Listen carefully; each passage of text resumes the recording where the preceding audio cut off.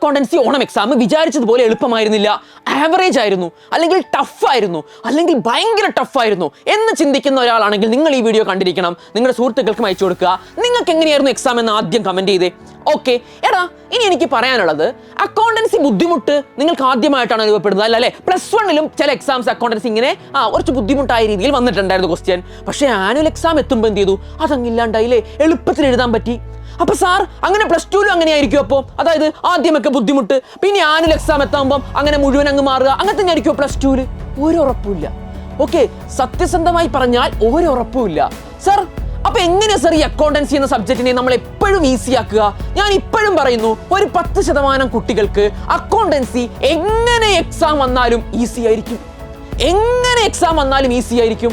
അപ്പൊ ആ ഒരു ഗണത്തിൽ നിങ്ങൾ ഓരോരുത്തരും ഇനി പെടണം എന്നുള്ളതാണ് ഞാൻ പറയുന്ന പോയിന്റ്. അതായത് എക്സാം എങ്ങനെ ചോദിച്ചാലും, എടാ ഇന്നത്തെ ഞാൻ ക്വസ്റ്റ്യൻ പേപ്പർ നോക്കിയ സമയത്ത് ഇന്നേ വരെ P&L അപ്രോപ്രിയേഷൻ അക്കൗണ്ട് ഒക്കെ എപ്പോഴും ക്വസ്റ്റ്യൻ വരുന്നത് എങ്ങനെയാണെന്ന് അറിയോ? അപ്രോപ്രിയേഷൻ അക്കൗണ്ട് വരയ്ക്കാൻ നോർമൽ ക്വസ്റ്റ്യൻ വരും. അതേപോലെ ഗ്യാരണ്ടിയുടെ ക്വസ്റ്റ്യൻ വരുന്നത് എങ്ങനെയാ അറിയോ? അപ്രോപ്രിയേഷൻ അക്കൗണ്ടിൽ എങ്ങനെ ഗ്യാരണ്ടി കാണിക്കണം എന്ന് അവരാൽ ഇന്ന് ചോദിച്ചെന്താ? അതിന്റെ ജേണൽ എൻട്രി. അതുപോലെ ഗുഡ്വില്ലിന്റെ ഡെഫിനിഷൻ ഒക്കെ, അത് NCERT ടെക്സ്റ്റ് ബുക്കിലുള്ള വലിയ ഡെഫിനിഷൻ ഒക്കെയാണ് ഗുഡ്വിൽ എന്താണെന്നൊരു ചോദ്യത്തിന് വന്നേക്കുന്നത്. That means question paper pattern മാറാൻ തുടങ്ങിയിരിക്കുന്നു. പഴയ പോലെ മുൻ വർഷങ്ങളിലെ ക്വസ്റ്റ്യൻസ് റെഫർ ചെയ്ത് ക്വസ്റ്റ്യൻ പ്രെഡിക്റ്റ് ചെയ്യാനോ അല്ലെങ്കിൽ ക്വസ്റ്റ്യൻ ഇതാണ് വരിക എന്ന് ഉറപ്പിച്ച് പറയാൻ പറ്റാത്ത സിറ്റുവേഷൻ ആയിരിക്കുന്നു. ഈവൻ ദോ പ്രൊഡക്റ്റ് മെത്തേഡ് അല്ലെങ്കിൽ അങ്ങനത്തെ കുറെ ക്വസ്റ്റ്യൻസ് നമ്മൾ ഡിസ്കസ് ചെയ്തതാണ് വന്നത് അല്ലേ? നമ്മൾ പ്രീവിയസ് ഇയറിന് ഡിസ്കസ് ചെയ്ത ഒരുപാട് ക്വസ്റ്റ്യൻസ് ഇന്നത്തെ ചോദ്യ പേപ്പറിൽ ഉണ്ടായിരുന്നു. എങ്കിലും കുറെ ക്വസ്റ്റ്യൻസ്, ഒരു 5-6 ക്വസ്റ്റ്യനുകൾ അങ്ങനെ അല്ല വരുന്നത്. പാറ്റേൺ മാറി വേറെ പാതയിലൂടെ സഞ്ചരിച്ച് ഇതുവരെ വരാത്ത രീതിയിൽ ട്വിസ്റ്റഡ് ആയി വരുന്നുണ്ട്. ആൻഡ് അത് എക്സ്പെക്റ്റഡ് ആണ് കേട്ടോ, അത് എക്സ്പെക്റ്റഡ് ആണ്. ക്വസ്റ്റ്യൻസ് എങ്ങനെ ഇടണം എന്നുള്ളത് ക്വസ്റ്റ്യൻ ഇടുന്ന ആൾക്കാർക്ക് മാത്രമേ അറിയുള്ളൂ മക്കളെ. ക്വസ്റ്റ്യൻ ഇടുന്ന ആളാണ് തീരുമാനിക്കുക. അപ്പോ ഇതൊരു ഓണം എക്സാം മാത്രമാണ്. ഇവിടെ നിങ്ങൾ മാർക്ക് പോയി എന്ന് വെച്ചിട്ട് ഒന്നും സംഭവിക്കാനില്ല. സത്യമാണ് അല്ലേ? ഓണം എക്സാം ആണ്. പക്ഷേ ഇവിടെ നിങ്ങൾ പഠിച്ച് മുന്നേറേണ്ട ഒരു പാഠമുണ്ട്. ഈ എക്സാമിന് നിങ്ങൾക്ക് എന്ത് മിസ്റ്റേക്ക് ആണോ പറ്റിയത് അത് തിരുത്തി ഇനിയുള്ള എക്സാംസിന്, അത് ക്രിസ്മസ് ആയിക്കോട്ടെ, ആനുവൽ എക്സാം ആയിക്കോട്ടെ, ഇംപ്രൂവ്മെന്റ് എക്സാമിനായിക്കോട്ടെ, അവിടെ നിങ്ങൾ മുന്നേറും എന്നൊരു ആത്മവിശ്വാസം നിങ്ങളുടെ മനസ്സിലുണ്ടാകണം. സോ +2 അക്കൗണ്ടൻസി എക്സാം ടഫായിരുന്നു, അയ്യോ എനിക്ക് വയ്യേ, ഞാൻ പഠിച്ചൊന്നും വന്നില്ലേ, എന്റെ ജീവിതം പോയേ എന്നും പറഞ്ഞ് ആരെങ്കിലും കരഞ്ഞോണ്ടിരിക്കുന്നുണ്ടെങ്കിൽ നിങ്ങൾ അത് നിർത്തുക.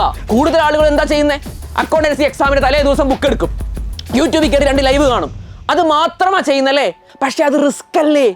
എല്ലാ എക്സാമിനും അത് നടക്കുവോ?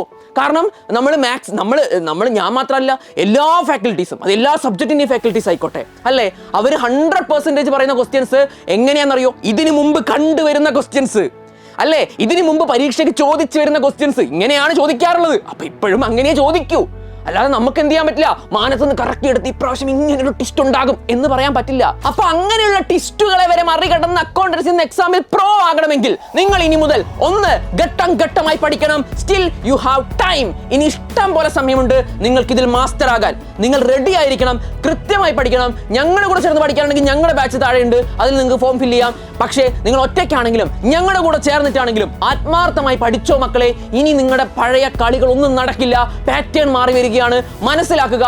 ആർക്കും റിഗ്രറ്റ് വേണ്ട, വിഷമം വേണ്ട. ഇനിയുള്ള എക്സാംസ് നിങ്ങൾക്ക് എല്ലാവർക്കും ഈസി ആയിരിക്കും. അപ്പൊ ഇപ്പൊ വിഷമിച്ചിരിക്കുന്നവരോടാണ്, ഒന്ന് പുഞ്ചിരിക്കൂ, ഒരു പ്രശ്നമില്ലടാ, നമ്മളില്ലേ കൂടെ. ഓക്കേടാ, തൽക്കാലത്തേക്ക് ബൈ.